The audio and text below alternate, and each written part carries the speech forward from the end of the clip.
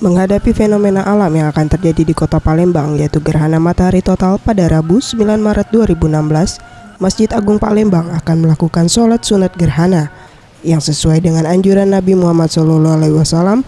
Selain itu juga akan diadakan khotbah dan zikir bersama. Menurut Ki Agus Ahmad Sarnubi, selaku Sekretaris Umum Yayasan Masjid Agung Palembang, dengan diperkirakannya GMT akan terjadi pada pukul 6.30 waktu Indonesia Barat, maka rangkaian kegiatan akan dimulai dengan sholat subuh berjamaah. Dan sholat sunat gerhana akan dimulai tepat pada saat GMT terjadi, dikarenakan sholat tidak akan sah bila GMT sudah berlalu.